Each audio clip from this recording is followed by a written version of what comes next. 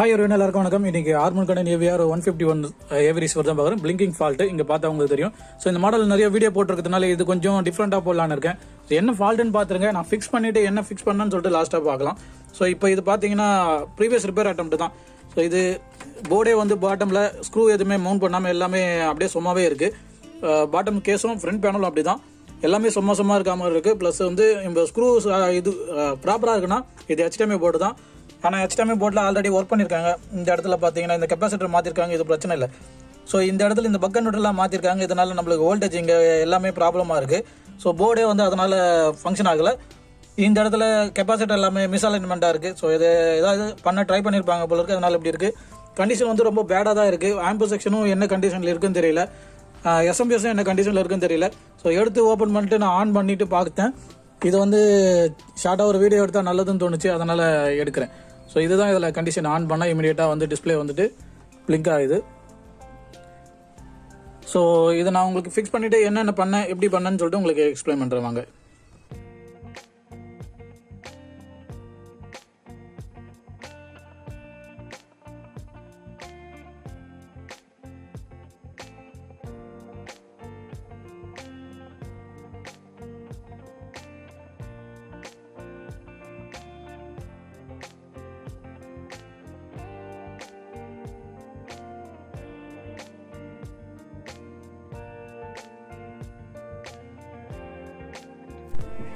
Okay, இதை fix பண்ணிட்டேன். இப்போ என்னென்ன பண்ணியிருக்கேன்னா இதில் இங்கே பாருங்கள். ஸோ ரேம் ஐசி, இந்த buck converter IC, regulator IC, இந்த பக் கன்வெர்ட்டர் ஐசி, இது tag IC, volume IC. So இங்கே இது இல்லாமல் கெப்பாசிட்டர்ஸு. ஸோ இங்கே பார்க்கறது எல்லாமே இதை தான் பார்ப்பீங்க. ஸோ இங்கே 7808 வந்து SMD இல்லை, அதனால் நார்மலே போட்டிருக்கோம். இது எந்த ஒரு ப்ராப்ளம் இல்லை. சீட்டிங்கில் இடம் இருக்கும், அதனால் போட்டுட்டேன். ஸோ மற்றபடி இங்கே இந்த ஐசி மாற்றிருக்கு, இந்த ஐசி மாற்றிருக்கு. ஸோ இந்த ஐசி ரேம் ஐசி மாற்றிருக்கு. பாட்டமில் நீங்கள் ஆல்ரெடி பார்த்த வால்யூம் ஐசி மாற்றிருக்கு. ஸோ இப்போது மற்றபடி இந்த கெப்பாசிட்டர் எல்லாமே இருக்கிறது எல்லாமே சேஞ்ச் பண்ணிவிட்டேன். திரும்ப எந்த பிரச்சனையும் வரக்கூடாது லீக்கேஜ் ஆல் அப்படின்னு சொல்லிட்டு அது எல்லாமே கிளியர் பண்ணியிருக்கு. ஸோ இப்போ அது பக்கா ஒர்க்கிங்கில் இருக்குது. ARC தான் கனெக்ட் பண்ணியிருக்கேன். ARCயில் உங்களுக்கு இப்போது டிவியில் தான் கனெக்ட் பண்ணி போயிட்டுருக்கு. நான் இப்போ மியூட்டை ரிலீஸ் பண்ணுறேன் பாருங்க.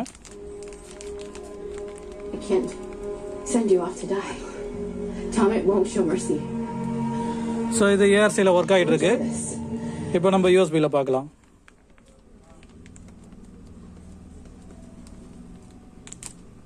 ஸோ இது USB.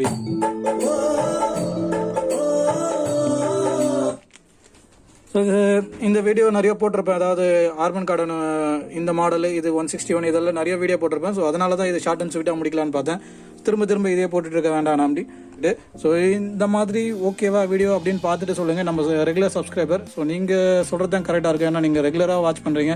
ரெகுலராக ஒரு 100 மெம்பர்ஸ் கிட்ட கமெண்டும் சரி லைக்கும் சரி கண்டிப்பாக நீங்கள் வாட்ச் பண்ணிடுறீங்க. ஸோ நீங்கள் எனக்கு சொன்னீங்கன்னா நல்லாயிருக்கும். இந்த மாதிரி ரெகுலராக நம்ம அட்டன் பண்ணுறது, ஏற்கனவே போட்ட ஃபால்ட்டுக்கே வர்றது. ஸோ இதில் வந்து பார்த்தீங்கன்னா ஆரஞ்சு லைட் பிளிங்கிங்கு. ஸோ இதே மாதிரி 3-4 வீடியோ போட்டுட்டேன்.